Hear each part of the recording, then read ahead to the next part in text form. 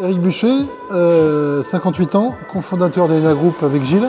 Et donc Gilles Fontaine, cofondateur également. Et avec Éric, on travaillait ensemble dans une entreprise. Donc Éric était aux achats et moi sur une direction générale. Et il se trouve qu'on a eu envie de faire autre chose et surtout de faire autrement.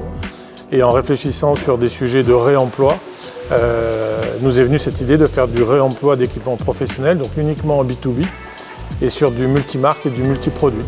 Tout nous amenait à nous positionner sur ce créneau sur lequel peu d'acteurs indépendants étaient déjà existants. En fin de compte, on a une chance avec Gilles, c'est qu'on est complémentaires, chacun dans des domaines spécifiques différents. Gilles, de par sa nature et son parcours, sait piloter une usine, a une culture du management beaucoup plus forte que moi. Moi, j'ai plus un côté administratif très structuré.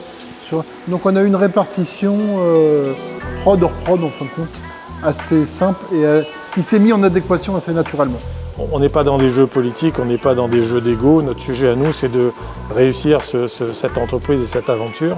Et ça vient gommer le reste. Mais il se trouve qu'on n'a pas à se forcer pour travailler ensemble.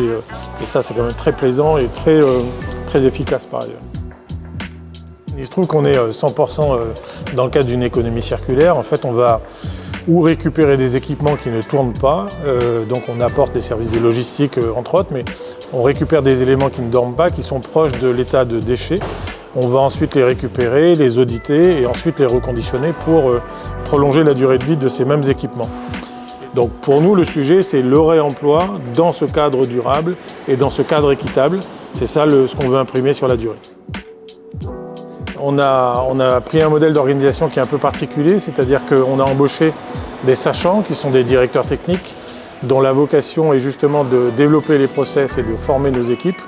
Et ça nous permet justement de recruter des gens qui ne sont pas nécessairement du métier, pas nécessairement de l'expertise de l'industrie sur laquelle ils vont travailler.